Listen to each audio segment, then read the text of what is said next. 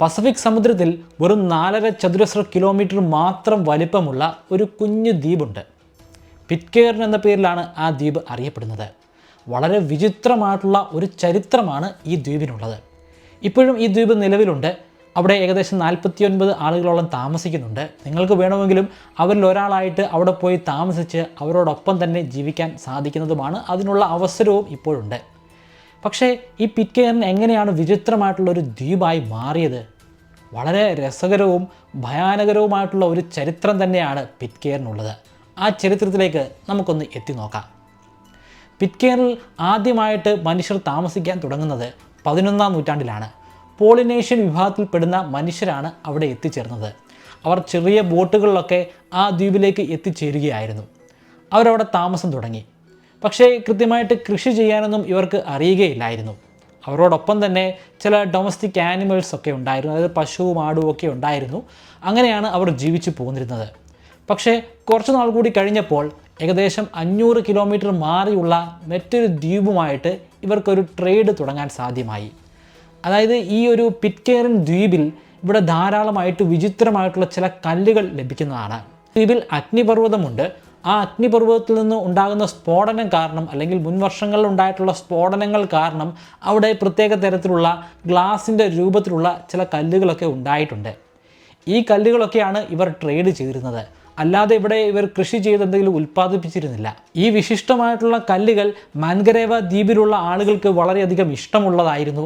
അതുകൊണ്ട് തന്നെ ഇവർ അവിടെ നിന്നും ഈ കല്ലുകൾ വാങ്ങിക്കുമായിരുന്നു. പകരം അവർ കൊടുക്കുന്നത് ഭക്ഷ്യസാധനങ്ങളൊക്കെ തന്നെ ആയിരുന്നു. അങ്ങനെ സുഖകരമായിട്ട് കഴിഞ്ഞു പോവുകയാണ് ഈ പോളിനേഷ്യൻ ജനങ്ങളും മാൻഗരേവ ദ്വീപിലുള്ള ജനങ്ങളും. 400 വർഷങ്ങൾ കടന്നുപോയി. 400 വർഷങ്ങൾക്ക് ശേഷം ഒരു യുദ്ധം ഉണ്ടാവുകയാണ്. യുദ്ധം ഉണ്ടാകുന്നത് പിറ്റ്കെയറിലല്ല, മാൻഗരേവ ദ്വീപിലാണ്. അവിടെ ഒരു സിവിൽ വാറാണ്, ഒരു ആഭ്യന്തര യുദ്ധം നടക്കുകയാണ്. പക്ഷേ ഈ യുദ്ധം ഏറ്റവും കൂടുതൽ ബാധിച്ചത് മാൻഗരേവയല്ല, മറിച്ച് പിറ്റ്കെയറിലാണ്.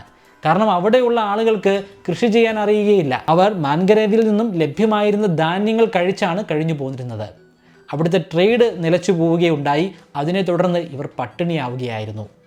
കുറേ കാലം ഇവർ എങ്ങനെയൊക്കെയോ കഴിച്ചു കൂട്ടി. പക്ഷേ ഒരു ഘട്ടം എത്തിയപ്പോഴേക്കും പൂർണ്ണമായിട്ടും അവിടെയുള്ള ജനസമൂഹം തുടച്ചു നീക്കപ്പെടുകയായിരുന്നു. അവർ പട്ടിണി കിടന്ന് മരണമടയുകയായിരുന്നു. പിന്നീടുള്ള ഏതാണ്ട് 200 വർഷ കാലയളവിൽ ആ ദ്വീപിൽ ആരും തന്നെ ഉണ്ടായിരുന്നില്ല.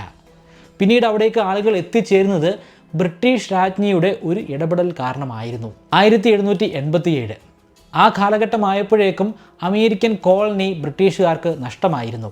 ഇന്ന് നമുക്ക് കാണാൻ സാധിക്കുന്ന യുണൈറ്റഡ് സ്റ്റേറ്റ്സ് ഓഫ് അമേരിക്ക, അത് ആ ഒരു കാലഘട്ടത്തിൽ ബ്രിട്ടീഷ് രാജ്ഞിയുടെ കീഴിലാണ് ഉണ്ടായിരുന്നത്. അതായത് ബ്രിട്ടീഷുകാർ ഇന്ത്യയെ ഭരിച്ചതുപോലെ തന്നെ ഈ അമേരിക്കയും ഭരിച്ചിരുന്നു. പക്ഷേ അമേരിക്കയ്ക്ക് സ്വാതന്ത്ര്യം ലഭ്യമായി. അവിടെ നിന്ന് ലഭ്യമായിരുന്ന വലിയ സാമ്പത്തിക സ്രോതസ്സ് നിലച്ചു പോവുകയാണ് ഉണ്ടായത്.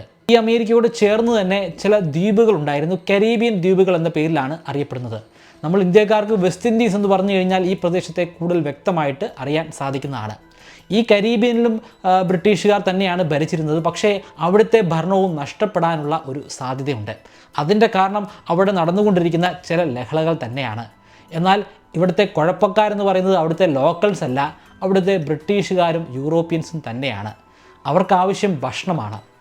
ഇവിടെ അവർക്ക് ഭക്ഷണം ലഭ്യമാകുന്നുണ്ട്. പക്ഷേ അവർക്ക് ആവശ്യമായിട്ടുള്ള, അല്ലെങ്കിൽ അവർക്ക് പ്രിയപ്പെട്ട, അവരുടെ കൾച്ചറിൻ്റെ ഭാഗമായിട്ടുള്ള ഭക്ഷണങ്ങളല്ല ഇവിടെ വിളയുന്നത്. ഇതിനെ തുടർന്നാണ് ഇവിടെ ലഹള നടന്നുകൊണ്ടിരിക്കുന്നത്. തങ്ങളെ മറ്റേതെങ്കിലും ഒരു കോളനിയിലേക്ക് എത്തിക്കുക, അല്ലെങ്കിൽ ബ്രിട്ടനിലേക്കോ അല്ലെങ്കിൽ യൂറോപ്പിലേക്കോ തിരികെ കൊണ്ടുപോവുക എന്നതാണ് ഇവരുടെ ആവശ്യം. പക്ഷേ ബ്രിട്ടീഷ് രാജ്ഞിയെ സംബന്ധിച്ചിടത്തോളം അതൊരിക്കലും നടപ്പിലാക്കാൻ സാധിക്കുന്നതല്ല. ഈ കരീബിയൻ ദ്വീപിൽ നിന്നും നല്ലൊരു സമ്പത്ത് ബ്രിട്ടീഷുകാർക്ക് ലഭ്യമാകുന്നുമുണ്ട്. അതുകൊണ്ട് തന്നെ ബ്രിട്ടീഷ് രാജ്ഞി ഒരു കപ്പലിനെ അങ്ങോട്ട് അയക്കുകയാണ്. കപ്പലിൻ്റെ ലക്ഷ്യമെന്ന് പറയുന്നത് ഈ കരീബിയൻ ദ്വീപുകളിൽ എത്തിച്ചേരുക, അവിടെ ശീമച്ചക്ക നട്ടു വളർത്തുക. ശീമച്ചക്ക വളരുന്ന ഒരു പ്രദേശം തന്നെയാണ്. പക്ഷേ അത്തരത്തിലുള്ള മരങ്ങളൊന്നും അവിടെ ഇല്ല. ഇങ്ങനെ ശീമച്ചക്കയുടെ മരങ്ങൾ നട്ടു വളർത്തുന്നതിലൂടെ ശീമച്ചക്ക ലഭ്യമാവുകയും അതിലൂടെ ഈ പ്രശ്നമുണ്ടാക്കുന്ന പ്രശ്നക്കാരുടെ വിശപ്പടക്കാൻ സാധിക്കുമെന്നുമാണ് ബ്രിട്ടീഷ് രാജ്ഞി കരുതിയിരുന്നത്. ആ കപ്പലിൻ്റെ ക്യാപ്റ്റൻ ബ്ലിഗ് ആയിരുന്നു. ബ്ലിഗ് നേതൃത്വം നൽകുന്ന ആ കപ്പൽ അറ്റ്ലാന്റിക് സമുദ്രത്തിലൂടെ യാത്ര ചെയ്തുകൊണ്ടിരിക്കുകയാണ്. തുടർച്ചയായിട്ടുള്ള ദിവസങ്ങളോളം യാത്ര ചെയ്ത് അവരെല്ലാവരും ശരിക്കും തളർന്നിട്ടുണ്ടായിരുന്നു. അടുത്തെവിടെയെങ്കിലും ഒരു ദ്വീപുണ്ടെങ്കിൽ കപ്പൽ അവിടേക്ക് അടുപ്പിക്കാനും അവിടെ കുറച്ച് നാൾ വിശ്രമിക്കാനും തന്നെ ഇവർ തീരുമാനിക്കുകയുണ്ടായി. അങ്ങനെ ഇവർ കണ്ടെത്തിയ ദ്വീപാണ് തഹീദി ദ്വീപ്. തഹീദി ദ്വീപിലേക്ക് കപ്പൽ അടുക്കുന്നത് കണ്ടപ്പോൾ തന്നെ അവിടെ ഉണ്ടായിരുന്ന ആളുകൾക്ക് ശരിക്കും സന്തോഷമായിരുന്നു. നരഭോജികളായിട്ടുള്ള മനുഷ്യരല്ല, ശരിക്കും സൗഹാർദ്ദമുള്ള മനുഷ്യർ തന്നെയാണെന്ന് ക്യാപ്റ്റൻ ബിൽഗിന് മനസ്സിലായി. അതുകൊണ്ട് തന്നെ അദ്ദേഹം കപ്പൽ ധൈര്യത്തോടു കൂടി തന്നെ അവിടെ അടുപ്പിച്ചു. പൂർണ്ണമായിട്ടും കപ്പൽ അടുപ്പിക്കാൻ സാധിക്കുകയില്ല, പക്ഷേ ഈ കപ്പലിൻ്റെ ഉള്ളിൽ ചെറിയ ലോങ് ബോട്ടുകളുണ്ട്. ആ ലോങ് ബോട്ടുകൾ ഇവർ കപ്പലിൽ നിന്നും കരയിലേക്ക് എത്തിച്ചേരുകയുണ്ടായി. അവിടെയുള്ള ആളുകൾ അവരെ ആലിംഗനം ചെയ്താണ് സ്വീകരിക്കുന്നത്. അവിടെയുള്ള സ്ത്രീകൾക്ക് ഇവരോട് വലിയ രീതിയിലുള്ള പ്രണയവും തോന്നുന്നുണ്ട്. ഇവർ വന്നിരിക്കുന്നത് കുറേ അധികം നാളത്തെ കപ്പൽ യാത്രയ്ക്ക് ശേഷമാണ്. കുറേ നാളുകളായി ഇവർ സ്ത്രീകളെ കണ്ടിട്ട് പോലുമില്ല. കാരണം അന്നത്തെ നിയമം അനുസരിച്ച് കപ്പലിൽ സ്ത്രീകളെ പ്രവേശിപ്പിക്കാൻ പാടില്ല. അത് സ്ത്രീകളുടെ എന്തെങ്കിലും പ്രശ്നം കാരണമല്ല.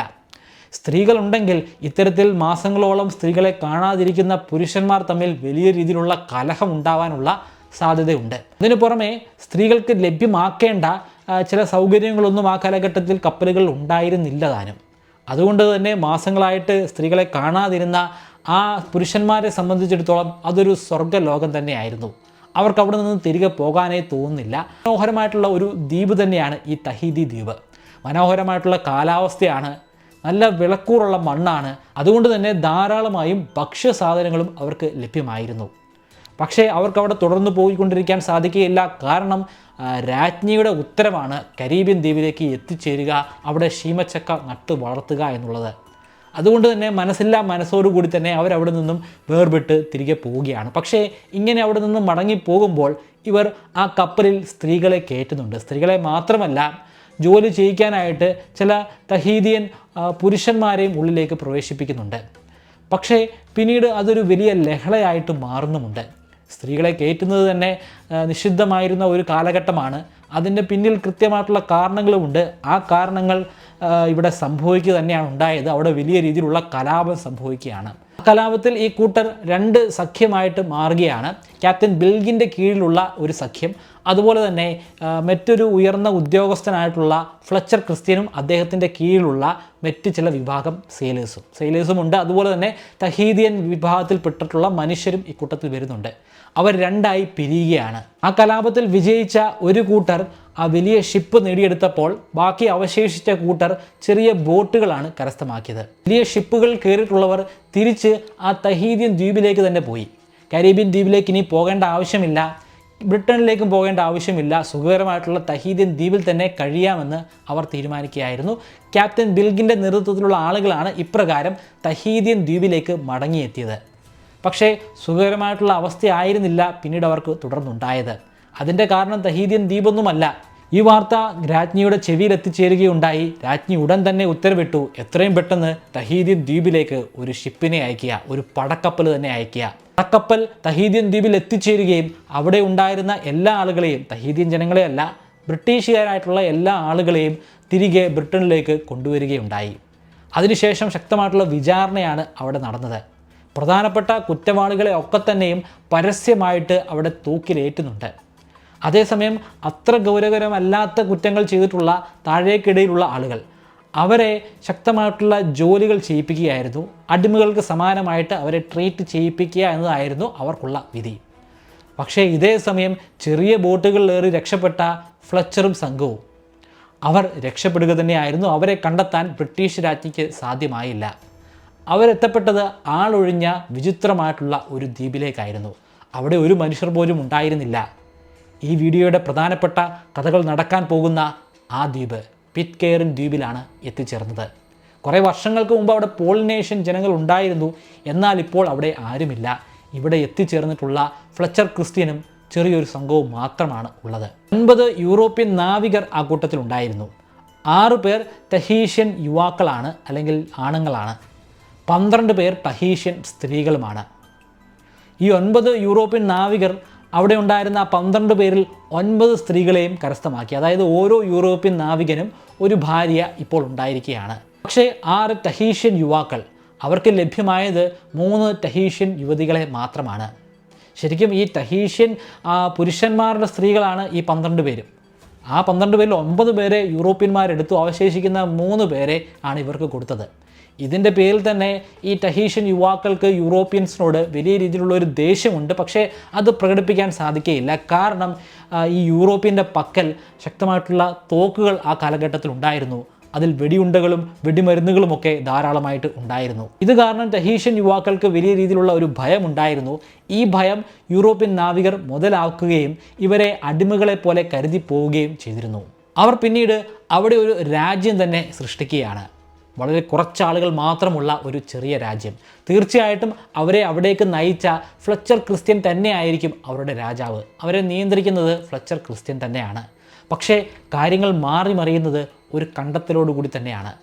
യൂറോപ്യൻ നാവികനായ മക്കോയി ഒരു വലിയ കണ്ടെത്തൽ നടത്തി. ആ കണ്ടെത്തലാണ് മൂൺഷൈൻ. അവിടെ ഉണ്ടാകുന്ന തായി സസ്യങ്ങൾ, ആ തായി സസ്യങ്ങളിൽ നിന്നും അദ്ദേഹത്തിന് ഒരു മദ്യം ഉൽപ്പാദിപ്പിക്കാൻ സാധ്യമായി. അതിൻ്റെ പേരാണ് മൂൺഷൈൻ കണ്ടെത്തിയതോടുകൂടി തന്നെ അവിടുത്തെ കാര്യങ്ങളൊക്കെ അടിമുടി മാറി മറിയുകയായിരുന്നു.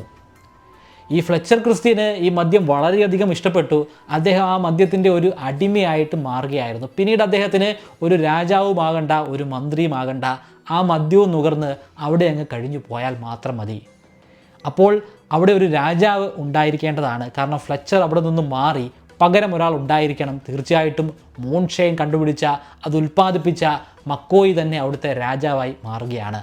ക്രിസ്ത്യൻ ഫ്ലെച്ചർ ഒരു രാജാവിൻ്റെ നേതൃപാഠവും ഒക്കെ ഉണ്ടായിരുന്ന ഒരു വ്യക്തി തന്നെയാണ്. പക്ഷേ മക്കോയി അങ്ങനെയുള്ള ഒരാളല്ല. അയാളൊരു ഏകാധിപതിയാണ്. അതിനു പുറമെ ശരിക്കും ഭരിക്കാനൊന്നും അറിയുകയില്ല. പെട്ടെന്ന് ദേഷ്യം വരുന്ന ഒരു ചെറുപ്പക്കാരനാണ്. അതുകൊണ്ട് തന്നെ ആ ദ്വീപ് ശരിക്കും ഒരു നരകമായി മാറുകയാണ്. ഈ മക്കോയ്ക്ക് ഒരു ഭാര്യയുണ്ട്. എല്ലാ യൂറോപ്യൻസിനും ഓരോ ഭാര്യമാരുണ്ടെന്ന് പറഞ്ഞതുപോലെ മക്കോയ്ക്കും ഒരു ഭാര്യയുണ്ട്. അപ്പോൾ ആ ഭാര്യയെ അദ്ദേഹം കൂടുതൽ മത്സ്യങ്ങൾ ശേഖരിക്കാനായിട്ട് കടൽ തീരത്തേക്ക് പറഞ്ഞു വിടുകയാണ്.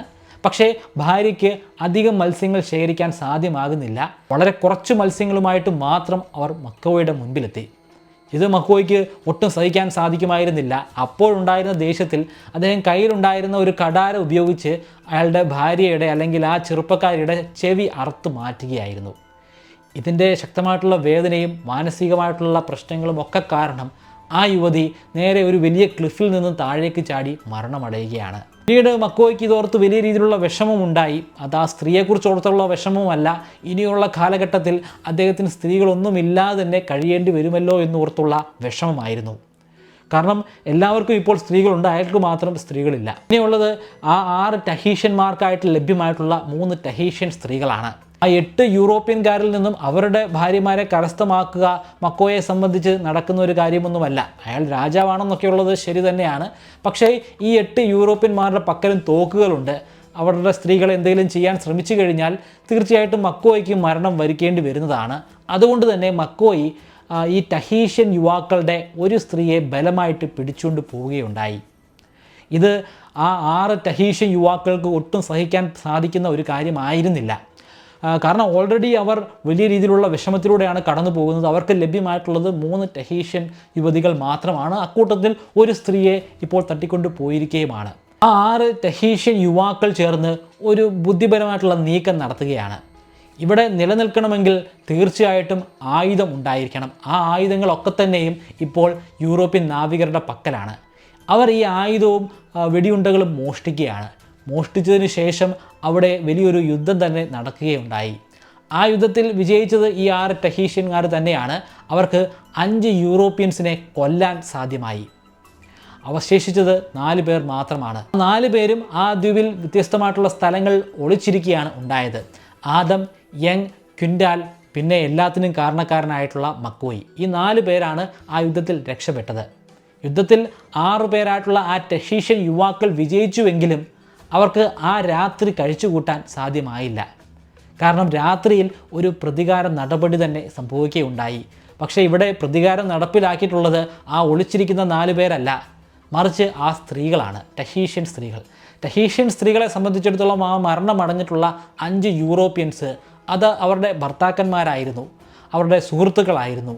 അതിൻ്റെ പ്രതികാര നടപടിയായിട്ട് ഈ ടഹീഷ്യൻ യുവാക്കളെ രാത്രിയിൽ അവർ ഉറങ്ങിക്കിടക്കുന്ന സമയത്ത് വകവരുത്തുകയുണ്ടായി. അങ്ങനെ അവിടെ ഉണ്ടായിരുന്ന 6 ടഹീഷ്യൻ യുവാക്കളും മരണമടഞ്ഞു. അവശേഷിക്കുന്നത് 4 യൂറോപ്യൻ നാവികർ മാത്രമാണ്. പിന്നെ 11ഓളം വരുന്ന സ്ത്രീകളുമാണ്. ഈ 4 പേരിൽ ആദവും യങ്ങും അവർ രണ്ടുപേരും മതത്തോട് വളരെയധികം താല്പര്യമുള്ള ആളുകളായിരുന്നു. അവരെപ്പോഴും ബൈബിൾ വായിക്കുകയും ഇത്തരത്തിലുള്ള ആചാരങ്ങൾ നടപ്പിലാക്കുകയും ഒക്കെ ചെയ്തുകൊണ്ടിരിക്കുകയായിരുന്നു. പക്ഷേ ക്വിൻ്റാൾ മദ്യത്തിനൊരു അടിമ തന്നെയായിരുന്നു. അയാൾ എപ്പോഴും മദ്യപിച്ചുകൊണ്ടിരിക്കുകയായിരുന്നു. അതിനു പുറമെ അവിടെ ഉണ്ടായിരുന്ന ഒരു കുട്ടിയെ കൊല്ലാൻ പോലും അയാൾ ശ്രമിക്കുകയുണ്ടായി. ഈ ഒരു കാലഘട്ടമായപ്പോഴേക്കും അവിടെ കുറേയധികം കൊച്ചു കുട്ടികളുണ്ടായി. കാരണം ഇത്രയും പുരുഷന്മാരും ഇത്രയും സ്ത്രീകളും ഉള്ളതാണ്, സ്വാഭാവികമായിട്ടും അവിടെ കുട്ടികൾ ഉണ്ടാകുന്നതാണ്. അതിലൊരു കുട്ടിയെ കൊല്ലാൻ പോലും ക്വിൻ്റാൽ മുതിർന്നു. അതിനെ തുടർന്ന് അവിടെ ഉണ്ടായിരുന്ന അവശേഷിച്ച 3 ആണുങ്ങൾ, ആ 3 യൂറോപ്യൻ നാവികർ ഈ ക്വിൻ്റാലിനെ വകവരുത്തുകയാണ്, ക്വിൻ്റാലിനെ കൊന്നുകളയുകയാണ്. പിന്നീട് എന്ത് കാരണം കൊണ്ടാണെന്ന് അറിയുകയില്ല, സാക്ഷാൽ മക്കോയി ആത്മഹത്യ ചെയ്യുന്നുമുണ്ട്. മക്കോയി ആത്മഹത്യ ചെയ്തതാണെന്നും ആദം അദ്ദേഹത്തെ കൊന്നതാണെന്നും പറയുന്ന വ്യത്യസ്തമായിട്ടുള്ള അഭിപ്രായങ്ങളുണ്ട്. പക്ഷേ കൃത്യമായിട്ട് എന്താണ് സംഭവിച്ചതെന്ന് നമുക്കറിയുകയില്ല. ഒരു കാര്യം വ്യക്തമാണ്, അദ്ദേഹം മരണമടയുന്നു. പിന്നെയുള്ളത് യങ്ങും ആദമും മാത്രമാണ്. യങ്ങും മരണമടയുകയാണ്. യങ്ങിൻ്റെ മരണം സ്വാഭാവികമായിട്ടുള്ള ഒരു മരണമായിരുന്നു എന്ന് പറയുന്നുണ്ട്. അദ്ദേഹം ഒരു വലിയ ആസ്മ രോഗിയായിരുന്നു. അതിനെ തുടർന്നാണ് മരണം സംഭവിച്ചതെന്നാണ് പറയപ്പെടുന്നത്. പക്ഷേ അതല്ല, ആദം യങ്ങിനെയും വകവരുത്തി ഒരൊറ്റ പുരുഷനായിട്ട് മാറിയതാണെന്നും പറയുന്നുണ്ട്. എന്തായാലും ഇപ്പോൾ ആദം മാത്രമാണ് ആ ദ്വീപിലുള്ളത്. ആദമും 11 ഹൗവമാരും, അതായത് 11 ടഹീഷ്യൻ യുവതികളും. ആദം അവിടുത്തെ ഒരു രാജാവായി മാറുകയായിരുന്നു. ആദത്തെ സംബന്ധിച്ചിടത്തോളം അതൊരു സ്വർഗ്ഗലോകമായിരുന്നു. 4.5 ചതുരശ്ര കിലോമീറ്ററോളം നീണ്ടു കിടക്കുന്ന ഒരു കര. ആ കരയിൽ തൻ്റേത് മാത്രമായിട്ടുള്ള 11 സ്ത്രീകൾ, പിന്നെ കുറേയധികം കുട്ടികൾ. പക്ഷേ ആദം മറ്റുള്ളവരിൽ നിന്നും കുറച്ച് വ്യത്യസ്തനായിട്ടുള്ള ഒരു വ്യക്തിയായിരുന്നു. അദ്ദേഹത്തിന് ഏറ്റവും കൂടുതൽ താല്പര്യം മതത്തിനോടായിരുന്നു. ക്രിസ്ത്യൻ മതത്തോട് തന്നെയായിരുന്നു അദ്ദേഹത്തിന് താല്പര്യം. അതുകൊണ്ട് തന്നെ അദ്ദേഹം അവിടെ ഒരു ക്രിസ്ത്യൻ സൊസൈറ്റി തന്നെ സ്ഥാപിക്കുകയുണ്ടായി. ആ സൊസൈറ്റിയുടെ അംഗങ്ങളായിട്ടുള്ളത് അദ്ദേഹത്തിൻ്റെ 11 ഭാര്യമാരായിരുന്നു. അവരിലുണ്ടായിട്ടുള്ള വ്യത്യസ്തരായിട്ടുള്ള കുട്ടികളായിരുന്നു. ഈ ആദം അവിടുത്തെ രാജാവാകുന്നതിന് മുൻപ് തന്നെ അവിടെ കുട്ടികളുണ്ടായിരുന്നു. മുൻപുണ്ടായിരുന്ന യൂറോപ്യൻസിൻ്റെയും ടഹീഷ്യൻ യുവാക്കളുടെയും കുട്ടികൾ അവിടെ ഉണ്ടായിരുന്നു. ആ കുട്ടികളും ഈ ഒരു സൊസൈറ്റിയുടെ ഭാഗമായിട്ട് മാറുന്നുണ്ട്. പിന്നീടുള്ള കാലഘട്ടം പിറ്റ്കെയറിൽ സുഖകരമായിട്ടുള്ള ഒരു കാലഘട്ടം തന്നെ ആയിരുന്നു. അവിടെ വലിയ രീതിയിലുള്ള പ്രശ്നങ്ങളൊന്നും തന്നെയില്ല. പ്രശ്നങ്ങൾ സൃഷ്ടിക്കാനായിട്ട് മറ്റ് ആണുങ്ങളൊന്നും തന്നെയില്ല. മൂൺഷൈൻ ഉണ്ട്, പക്ഷേ അത് എല്ലാവരും അവരുടെ ആവശ്യത്തിന് മാത്രമാണ് നുകർന്നുകൊണ്ടിരുന്നത്. കാലഘട്ടം മുന്നോട്ട് പോയിക്കൊണ്ടേയിരുന്നു. ഒടുവിൽ 1808 അവിടെ ഒരു ഷിപ്പ് എത്തിച്ചേരുന്നുണ്ട്. ഒരു ബ്രിട്ടീഷ് ഷിപ്പാണ് എത്തിച്ചേരുന്നത്, രാജ്ഞിയുടെ കീഴിലുള്ള ഷിപ്പ്. പക്ഷേ ആ ഷിപ്പിലുള്ള ആളുകൾക്ക് ഈ പാസ്റ്ററായിട്ടുള്ള ആദമിനെ വളരെയധികം അങ്ങ് ഇഷ്ടപ്പെട്ടു. കാരണം അദ്ദേഹം അവിടെ ഒരു ക്രിസ്തീയ സഭ തന്നെ സ്ഥാപിച്ചിരിക്കുകയാണ്. ക്രിസ്ത്യൻ മതാചാരങ്ങൾ അദ്ദേഹം പിന്തുടർന്ന് പോയിക്കൊണ്ടിരിക്കുകയാണ്. ആദത്തിനോട് വലിയ രീതിയിലുള്ള താല്പര്യം അവർക്ക് തോന്നി. ഈ ഭാഗം പിന്നീട് അങ്ങോട്ട് ബ്രിട്ടീഷ് കോളനി ആയിട്ട് മാറുകയാണ്. പക്ഷേ അവിടെ വലിയ രീതിയിലുള്ള ചൂഷണങ്ങളൊന്നും തന്നെ സംഭവിക്കുന്നില്ല. ബ്രിട്ടീഷുകാർ മറ്റ് കോളനികളെ കൈകാര്യം ചെയ്ത രീതിയിലൊന്നുമല്ല ഈ കോളനിയെ കൈകാര്യം ചെയ്തത്. ഇന്ത്യയിൽ ബ്രിട്ടീഷുകാർക്ക് മറ്റൊരു മുഖമാണ് ഉണ്ടായിരുന്നത്. ഇവിടെ സുഖകരമായിട്ട് കാര്യങ്ങൾ മുന്നോട്ട് പോയി എങ്കിലും 1828 ആയപ്പോഴേക്കും ഒരു മരണം സംഭവിക്കുകയാണ്. അവിടുത്തെ ഒരേ ഒരു രാജാവായിട്ടുള്ള ആദമിൻ്റെ മരണം. എല്ലാവർക്കും വലിയ രീതിയിലുള്ള ഒരു വിഷമം തന്നെയാണ് ഉണ്ടായത്. പിറ്റ്കെയറിൻ എന്ന ദ്വീപിൻ്റെ ചരിത്രം തന്നെ മാറാൻ പോകുന്നത് ഈ ഒരു മരണത്തോടു കൂടി തന്നെ ആയിരുന്നു. അദ്ദേഹത്തിൻ്റെ മരണത്തിന് ശേഷം അവിടുത്തെ രാജാവാകുന്നത്, അല്ലെങ്കിൽ അവിടുത്തെ ഭരണം ഏറ്റെടുക്കുന്നത് മറ്റൊരു വ്യക്തിയാണ്. ജോർജ് നോബ്സ് എന്നാണ് അദ്ദേഹത്തിൻ്റെ പേര്. അദ്ദേഹം നല്ലൊരു രാജാവ് തന്നെയായിരുന്നു. ഒരു രാജാവിന് വേണ്ട എല്ലാ കഴിവുകളും അദ്ദേഹത്തിനുണ്ടായിരുന്നു. രാജ്യം നല്ല രീതിയിൽ ഭരിക്കുകയും ഉണ്ടായി. പക്ഷേ അപ്പോഴാണ് അവിടേക്ക് മറ്റൊരു വ്യക്തിയുടെ കടന്നുവരവ് സംഭവിക്കുന്നത്. ജോഷുവ ഹിൽ എന്നാണ് അദ്ദേഹത്തിൻ്റെ പേര്. അയാൾ സ്വയം പറഞ്ഞത്, ഞാൻ രാജ്ഞിയുടെ ആളാണ്, രാജ്ഞിയുടെ നിർദ്ദേശപ്രകാരമാണ് ഞാൻ ഇവിടെ എത്തിച്ചേർന്നത്. എൻ്റെ ദൗത്യം എന്ന് പറയുന്നത് നിങ്ങളെ ഭരിക്കുക എന്നുള്ളതാണ്. അതുകൊണ്ട് തന്നെ അതുവരെ രാജാവായിരുന്ന ജോർജ് നോബ്സിനെ ആ സ്ഥാനത്ത് നിന്നും ഇയാൾ നീക്കം ചെയ്യുന്നുമുണ്ട്. മക്കോയ്ക്ക് സമാനമായിട്ടുള്ള ഒരു രാജാവ് തന്നെയാണ് ഈ പുതിയതായി വന്നിരിക്കുന്ന ജോഷുവ ഹില്ല്. അയാളും ഒരു ഏകാധിപതിയായിരുന്നു. അയാൾക്ക് ഒരു പാലസ് അല്ലെങ്കിൽ ഒരു രാജ്യ കൊട്ടാരം വേണമെന്ന് അവിടെ ഉണ്ടായിരുന്ന കുറച്ച് ആളുകൾ മാത്രമേ അവിടെ ഉള്ളൂ, അവരോട് നിർദ്ദേശിക്കുകയുണ്ടായി. അതിൻ്റെ ഭാഗമായിട്ട് ഇവർ ഒരു കൊട്ടാരം പണിത് കൊടുക്കുകയും ചെയ്തു. കൊട്ടാരം എന്ന് പറയുമ്പോൾ നിങ്ങൾ വലിയ രീതിയിലുള്ള ഒരു കൊട്ടാരമൊന്നും പ്രതീക്ഷിക്കരുത്. ചെറിയൊരു ചെറ്റക്കുടലായിട്ട് തന്നെ കരുതിയാൽ മതി. ബാക്കിയുള്ള ആളുകൾ ശരിക്കും അത്തരത്തിലുള്ള ഒരു കൂരയിൽ പോലും അല്ല കഴിയുന്നത്. അത് ആ ഒരു കാലഘട്ടമാണ്. ആ ഒരു കാലഘട്ടത്തിൽ നമ്മുടെ നാട്ടിൽ പോലും കാര്യങ്ങൾ വ്യത്യസ്തമായിരുന്നില്ല. അപ്പോൾ അദ്ദേഹത്തിന്, ജോഷുവ ഹില്ലിന് ഒരു രാജ്യ കൊട്ടാരം ലഭ്യമാവുകയാണ്. അയാൾ അവിടെ അടക്കി ഭരിക്കുകയാണ്. പക്ഷേ ഇയാൾ ശരിക്കും രാജ്ഞിയുടെ ഉത്തരവനുസരിച്ച് വന്നിരുന്ന ഒരു ആളൊന്നും ആയിരുന്നില്ല. ഈ വാർത്ത എങ്ങനെയോ ആ നാട് മുഴുവനും പരക്കുകയുണ്ടായി. അങ്ങനെ ജോഷുവ ഹില്ലിന് അവിടുത്തെ ഭരണം നഷ്ടപ്പെടുകയാണ്. പിന്നീട് അവിടുത്തെ രാജാവായി മാറുന്നത് ജോൺ ടേ ആണ്. ജോൺ ടേ ഒരു വലിയ മതവിശ്വാസിയായിരുന്നു. അയാൾക്ക് അയാളുടേതായിട്ടുള്ള ചില വിശ്വാസങ്ങളുണ്ടായിരുന്നു. ക്രിസ്ത്യൻ മതത്തെ തന്നെയാണ് അയാൾ പിന്തുടരുന്നത്. പക്ഷേ അയാൾക്ക് ആ കാലഘട്ടത്തിൽ ബ്രിട്ടനിൽ നിലവിലുണ്ടായിരുന്ന ക്രിസ്ത്യൻ മതത്തിൽ നിന്നും അല്പം വ്യത്യസ്തമുള്ള ആശയമായിരുന്നു ഉണ്ടായിരുന്നത്. അഡ്വെൻറ്റിസം ആയിരുന്നു അദ്ദേഹം ഫോളോ ചെയ്തിരുന്നത്. അദ്ദേഹത്തിൻ്റെ വിശ്വാസം അനുസരിച്ച് യേശു വീണ്ടും പുനർജനിക്കുന്നതാണ്. കൂടാതെ ഈ ലോകം അവസാനിക്കാൻ പോവുകയാണ്. എപ്പോൾ വേണമെങ്കിലും ആ അവസാനം സംഭവിക്കാവുന്നതാണ്. അപ്പോൾ അത്തരത്തിലുള്ളൊരു വിശ്വാസം അവിടെയുള്ള ആളുകളിലേക്ക് അടിച്ചേൽപ്പിക്കുകയാണ്.